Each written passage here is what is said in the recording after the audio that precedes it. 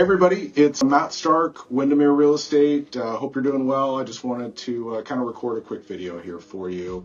And, one of the big questions that I always get is, what is really the best way to find out your home's value? And whether or not you're actively thinking about selling or just kind of curious.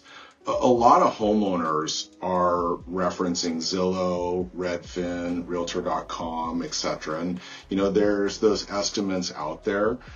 Unfortunately, it's tough because they're really not always 100% accurate. And, they can be off by thousands or sometimes hundreds of thousands of dollars. So, with those estimates, they're looking at, the public available information, the tax records basically, and they're also just using algorithms to determine, the property's value based on other homes that have sold in the area, and also looking at like price per square foot. So what's interesting though is that they're really not taking into account any features for the property, and we know how important those can be for buyers.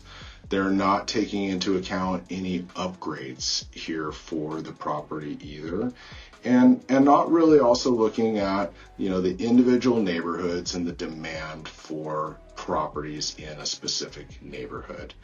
And so, it's tough because you never want to make a business decision based on those online estimates.